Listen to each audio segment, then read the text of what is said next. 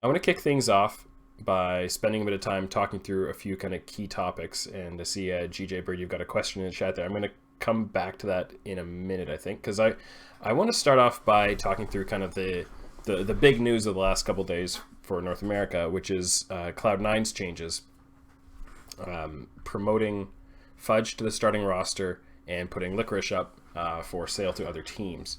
We talked about this a little bit on the last stream because the news came out while I was streaming on Tuesday, I believe it was. And I talked through some things. I've had a little more time. I don't think there's a lot that I need to digest about this, but did want to be a little more intentional about talking about what this means, how I feel about it, whether it's a good move, what the consequences might be for Cloud9's competitiveness next year. And so I just want to start by talking about Fudge himself. If you've been following my content throughout the year, you've probably heard me talk a lot about Fudge.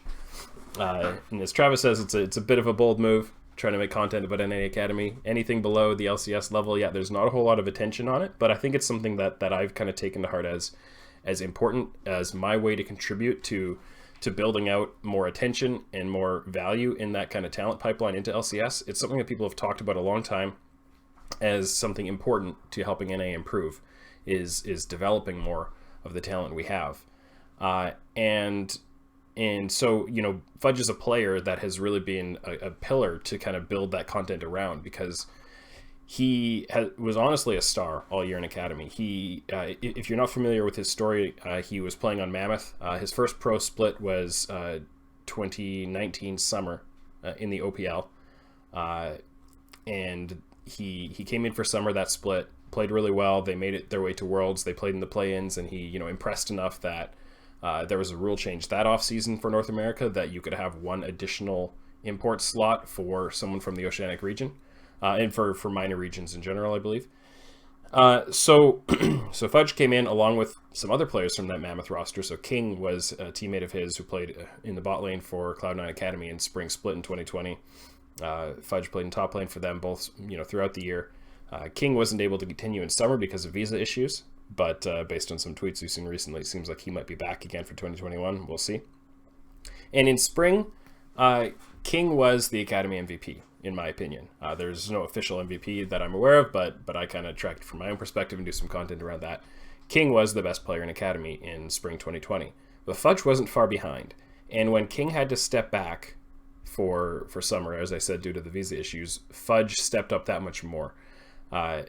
There's always some potential when you've got a player, especially who played as much of a carry style as Fudge did, that when you take away that really big other carry threat, it puts more pressure on him to perform and more ability for opponents to focus him and shut him down.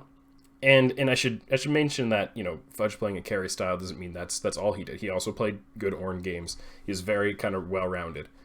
But when we came into summer, and now Cloud9 Academy brought in Tomo, who was fine. No real problems with him, but he's not King. He's not one of these kind of star carry players in the bot lane. And Fudge had to carry a lot more of the burden. And he did it. He played really well. I think his numbers dropped a little. If you look at his laning numbers, they weren't so strong.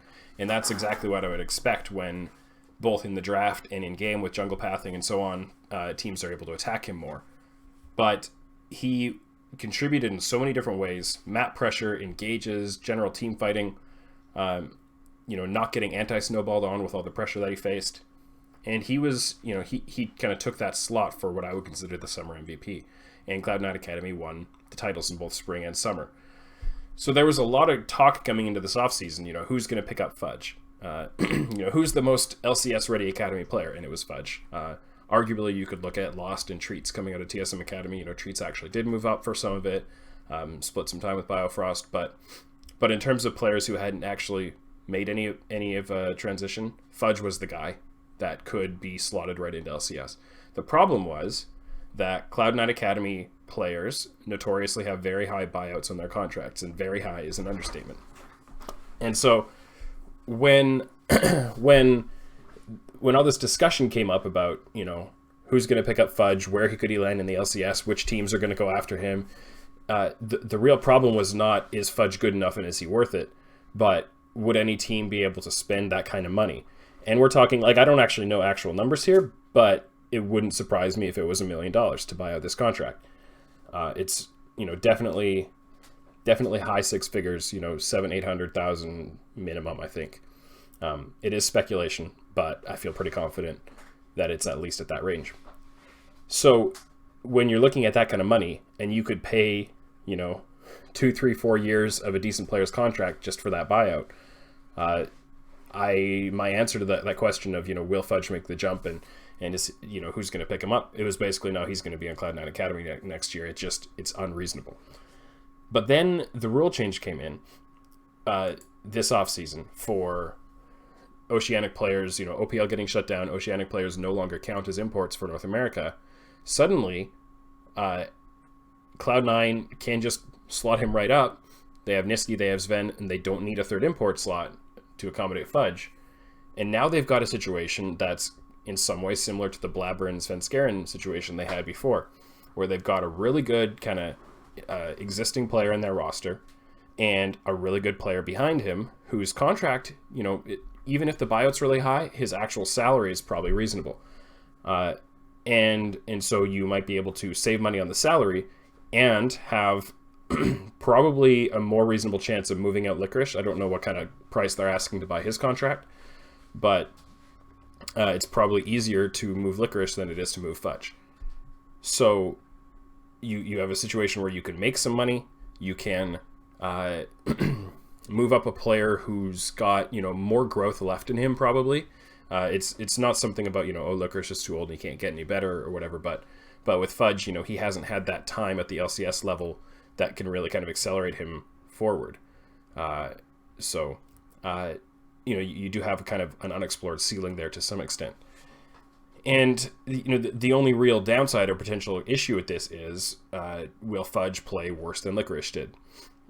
I think there's always a chance of that. I think especially early in the season, players can have can need some time to accommodate or to adjust and adapt to the level that they are now kind of playing at.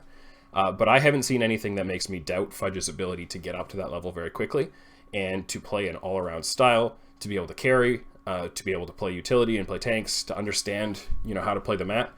I have a very, very high opinion of what this guy can turn into. And I think he could definitely play at the level that we saw from Licorice in 2020. I think he could maybe be better over time.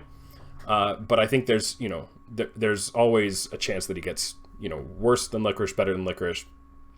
I think there's not a whole lot of risk that you're downgrading your team with this. And from a business perspective, it's a great move because you were never going to move Fudge.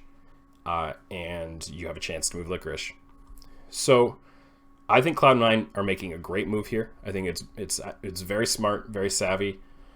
And I feel really good about it. Now, the knock-on effects are, where might Licorice end up? I don't know. I think just about anywhere is possible. He's not going to go to 100 Thieves because they've got Someday. I think TSM would be pretty interested. I think Team Liquid should be fairly interested depending on what else they're looking at. I think, any team in the lower half of the standings, if Golden Guardians can't retain Hauntzer, I think, they might look at Licorice depending on what kind of price tag it is there. Really, he's a high enough quality player that in the right environment, anybody would be happy to have him, especially in the top lane where stability is especially in LCS, stability is so valued, and flexibility. Someone who can play carries, someone who can play with resources, someone who can play without resources, and Licorice can do all of those things. So there's a lot to that might kind of knock on into the rest of the league from this. But I think from the restricting it to a discussion of Cloud9, they've made a great move. I think it's going to be very good for them, and I think Fudge is gonna he's gonna surprise anyone who hasn't been paying attention. But anyone who's been paying attention at all or reading the things I've written about him all year, I mean, just go to oracleselixir.com, search for Fudge in the search bar, and scroll through all the stuff I've said. Don't be surprised at all when he, maybe takes a month or two to get up to speed, but is, a top 5 LCS top laner by the end of spring, in my opinion. So that should be a lot of fun.